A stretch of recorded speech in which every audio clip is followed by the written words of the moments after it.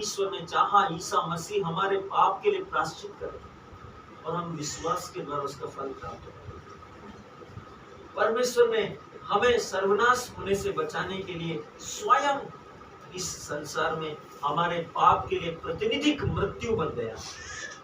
उसने क्रूस पर हमारे उस पाप के कारण जिसके दंड स्वरूप हमें क्रूस पर असहनीय दंड और पीड़ा सहनी थी, उसे उसने ग्रहण किया, उसे उसने ले लिया। हमारे बदले की मृत्यु और नरक की सारी दुर्दशा को उसने हमारे अपने ऊपर ले लिया जो हमारी थी, और अपनी पवित्रता, स्वर्गीय ईश्वरीय पवित्रता की जमानत पर हमें खरीद लिया।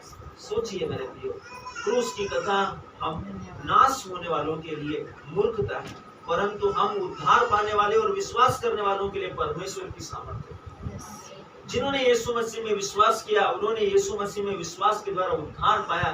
क्यों? क्योंकि वो परमेश्वर की सामर्थ्य है। यदि यीशु ऐसा नहीं करता तो हम अपने पापों में आज भी बंधे हुए होते और हम अपने पापों के कारण, फोड़े फुंसी या बीमारियों के कारण सर्वनाश हो गए होते और हम नरक में होते।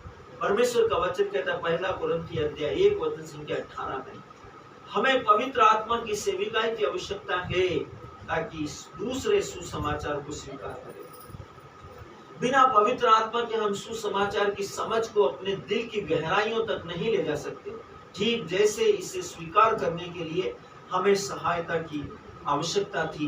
भजन संहिता स्तोत्र ग्रंथ 127 वचन 1 कहता है, यदि घर को यहोवा न बनाए तो उसके बनाने वालों का परिश्रम व्यर्थ हो।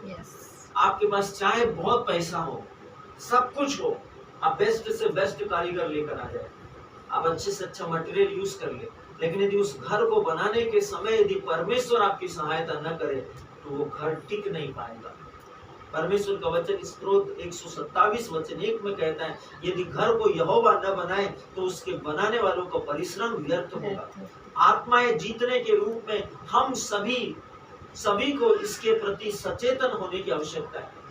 परमेश्वर की है जिसने हमको आत्माओं को जीतने के लिए हियाव दिया है।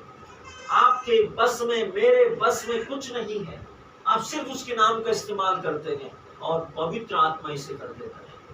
उसने कहा, मेरे नाम से जो कुछ तुम मांगोगे वो तुम्हें दिया जाएगा। उसने कहा, मांगो और तुम्हें दिया जाएगा। फिर वो बोलता है कि अब तक तुमने पिता से मेरे नाम से कुछ नहीं मांगा, तुम मेरे नाम से मांगो और तुम्हारा आनंद पूरा किया जाएगा। स्वर्ग और पृथ्वी का पूरा अधिकार मुझे दिया गया है और वो मैं तुम्हें देता हूँ। सारा अधिकार जो यीशु का है वो आपके पास है, इसलिए आपके पास में सामर्थ्य है।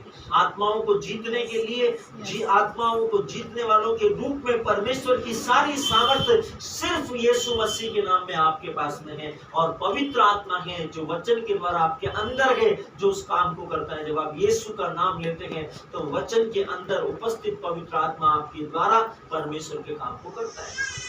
जैसे यीशु कब्र पर था, लाजरूस की कब्र पर खड़ा था और उसने कहा, पिता मैं धन्यवाद देता हूँ कि तूने मेरी सुन ली। बाइबल हमें सिखाती है, जो कुछ तुम पिता से मेरे नाम से मांगोगे पिता तुम्हें वही प्रदान करेगा। सोचिए कि पेतरुस ने कहा उस सुंदर नगर के सुंदर नामक फाटक के पास में उस जन्म से अंधे और लंगड़े व्यक्ति को कि मेरे पास तुम्हें देने के लिए कुछ नहीं है, जो कुछ है वो मैं तुम्हें देता हूँ। ईसा मसीह नाजरी के नाम में उठ और चल फिर, और उसी समय उठ गया। उसने उसको इस्तेमाल किया, उस नाम को इस्तेमाल किया और पवित्र आत्मा ने उसके द्वारा काम। परमेश्वर अभी भी आपके लिए सब कुछ करने के लिए तैयार है। अपनी आत्मा में उसके उद्धार को ग्रहण करने के काम को विश्वास के साथ ग्रहण कीजिए, उसके प्रति सचेतन होने की आवश्यकता को प्रकट कीजिए। यदि आप पवित्र आत्मा के बिना परमेश्वर की कलीसिया को बनाने की कोशिश कर रहे हैं, आप कभी भी पवित्र आत्मा के बिना परमेश्वर की कलीसिया को नहीं बना सकते। आप गिनती में चाहे थोड़े हैं, लेकिन 10,000 या 1,00,000 अविश्वासियों की भीड़ से आप गिनती में 10 या 8 लोग या 5 लोग या 7 लोग उन लाखों और करोड़ों लोगों के ऊपर आत्मा में प्रभावशील है। आमीन। आत्मा में प्रभावशाली है, यही आपको अलग करता है विश्व से, यही आपको उत्कृष्ट करता है विश्व के लोगों में। मेरे प्रिय परमेश्वर का वचन कहता है, आप उन 10 लाख लोगों से कहीं अधिक सर्वश्रेष्ठ हैं, क्योंकि आप आत्मा से भरे हुए हैं, परमेश्वर के वचन से भरे हुए हैं, आप विश्वास से भरे हुए हैं, आप सत्यनिष्ठा से भरे हुए हैं। हमें भीड़ की जरूरत नहीं है, एक विश्वासी योद्धा की जरूरत है।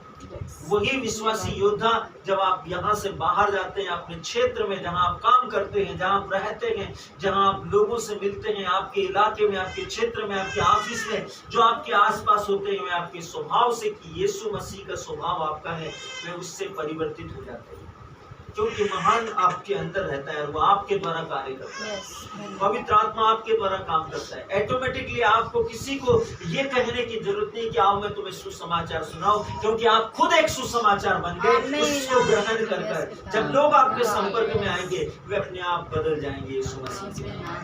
परमेश्वर ने आपको ऐसा डेवलप किया है, आपके अंदर पवित्र आत्मा की सामर्थ्य को रखा है।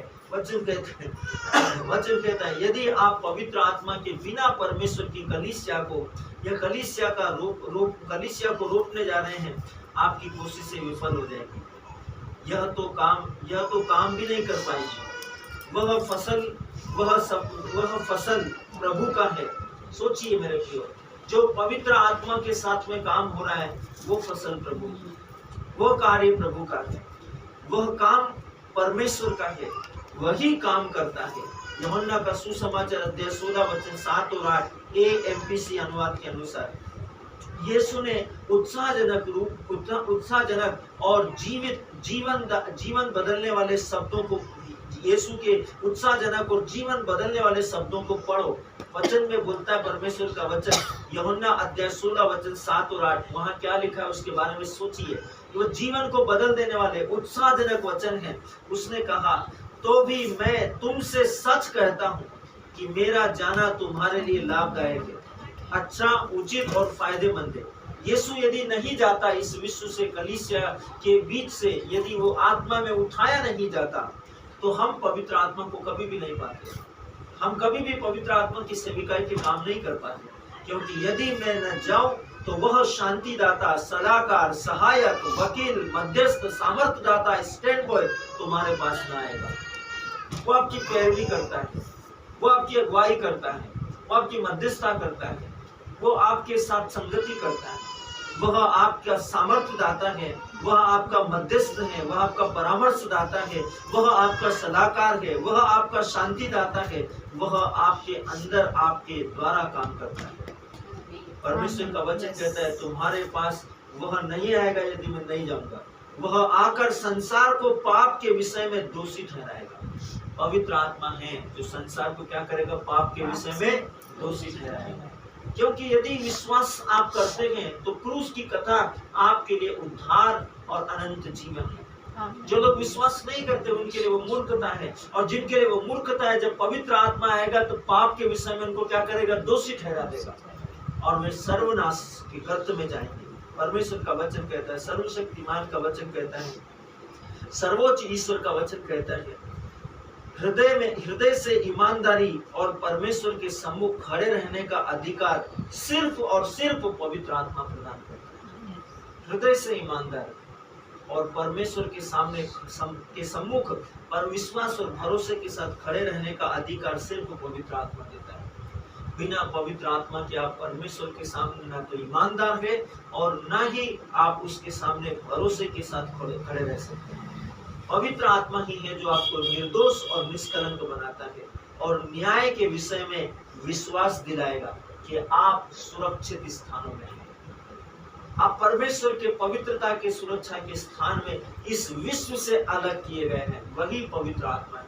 इसलिए पवित्र आत्मा को ग्रहण करो, वचन को पकड़ो और उस वचन से बोलो। यीशु ने कहा, मेरा वचन मेरी आत्मा है। वचनों पर ध्यान दीजिए, वचन आत्मा है। उसने कहा वचन शब्द मारता है लेकिन आत्मा जिलाता है।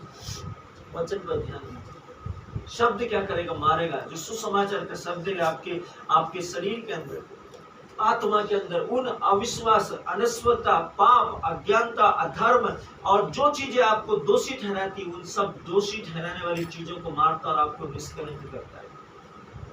बाइबल कहती है जब तक गेहूं का दाना मर नहीं जाता तब तक वो अकेला रहता है, लेकिन जब वो मर जाता है तब वो बहुत फल अपने साथ उत्पन्न करता है। आपको परमेश्वर के राज्य में गेहूं के दाने के समान आत्मा को ग्रहण करना है विश्वास के साथ में और उसके साथ सहभागिता करना है। ये समय है घोषणा का।